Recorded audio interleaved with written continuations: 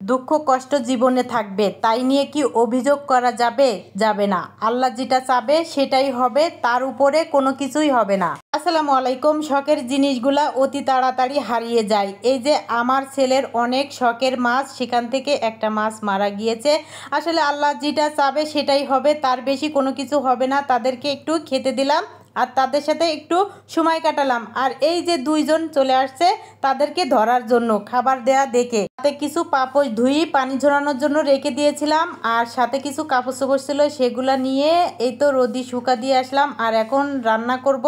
তার আগে বলি, ভিডিও ভালো লাগলে পেজটাকে ফলো করবেন, চ্যানেলটাকে সাবস্ক্রাইব করবেন, আর একটা লাইক দিতে একদম ভুলবেন না। এই তো ডাউল বসাই দিলাম, সাথে এই যে এক বোতল দুধ বের করে রাখছিলাম সেটাও এখানে বসাই দিলাম।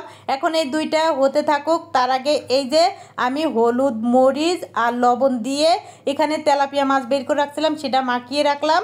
তারপরে এখানে এই যে এখন ভাজি করব সবজি, তাই কাঁচামরিচ পেস্ট সাথে একটু জিরা ফোড়ন দিয়ে দিয়েছিলাম, একটু হলুদ আর একটু লবণ দিয়ে। এই তো আমি ভাজিটা নরম নরম করে করব। এই তো বসাই দিয়ে দিলাম ঢাকনা দিয়ে ঢেকে। আর এই তো ডাউলটা একদম সিদ্ধ হয়ে গিয়েছে, ভালো করে ঘুটি। তারপরে এখানে দিয়ে দিব একটু হলুদ আর একটু লবণ, সাথে আদা রসুনের পেস্ট দিয়ে রান্না করে নিয়েছি। এখন ডালটা বাকার দিব। এখানে রসুন আর পেঁয়াজ একটু জিরা ফোড়ন দিয়ে এই তো ডাউলটা বাকার দিয়ে নিয়ে নিলাম। একটু পাতলা পাতলা করে রান্না করছি। আর এই তো হয়ে গিয়েছে। এখন আমি একটু সরিষার তেল কড়াই দিয়ে গরম করি। এই যে এখন তেলাপিয়া মাছগুলা ভাজার জন্য দিয়ে দিলাম। আর এই তো সবজি ভাজি হয়ে গিয়েছে।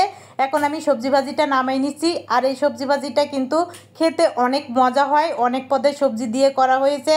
তারপরে এই তো মাছ ভেজে উঠে নেওয়ার পরে ওই তেলের ভিতরে কিছু পেঁয়াজ কুচি ভাজার জন্য দিয়ে এই যে আদা বাটা, রসুন বাটা, জিরা বাটা, হলুদের গুঁড়া, মরিচের গুঁড়া আর স্বাদ মতন লবণ দিয়ে একটু পানি দিয়ে গুলিয়ে এক সাইডে রাখার পরে এই যে পেস্টটা ভাজা ভাজা হলে তারপরে এখানে দিয়ে দিলাম। দিয়ে এখন এই মশলাটা ভালো করে কষাই নেওয়া লাগবে। তো কষানো হয়ে গেছে, পরিমাণ মতন পানি দিয়ে ঢাকনা দিয়ে ঢেকে এই যে বলকুটি গেছে। এখন আমি মাছগুলা দিয়ে দিলাম। এই তো এভাবে মাছ বোনা করলে কিন্তু তেলাপিয়া মাছ খেতে অনেক মজা লাগে। আর এই তেলাপিয়া মাছের ওজন ছিল 2 কেজি। এই তো মাছ বোনাটা হয়ে গেছে। একটু গরম মশলার গুঁড়া দিয়ে এই তো নামিয়ে নিয়েছি। আজকের খাবার এখানে আছে ডাউল, সাথে একটু দুধ জ্বালাই নিয়েছি, আর এখানে আছে সবজি ভাজি আর তেলাপিয়া মাছ। যাই হোক, এই তো খাওয়া দাওয়া ছিল আমাদের রেগুলার। ভিডিও কেমন লাগলো অবশ্যই কমেন্টে জানাতে ভুলবেন না। আর যারা চাকরি করে তারা যে কত কষ্ট করে, না দেখলে আর না শুনলে বুঝতাম না। আর সেই টাকাগুলা আমরা কত সহজে খরচ করি, তাই না? আর এই যে দেখেন রাতে কত কষ্ট করে ডিউটি করে, সেইটাই আমি শুনতেছিলাম আর অবাক হয়ে যাচ্ছিলাম। আর আমরা কত সহজে সব কিছু মেনে নেই। আর এই যে দেখেন তারা কিভাবে ঘুমিয়ে রয়েছে এক একজন, আর তার সাথে মাও আছে। আর এখন এই অবস্থা তাদের। এই যে আমার শব্দ পাই আরও ভালো করে এই যে দেখেন কি সুন্দর করে ঘুমাচ্ছিল।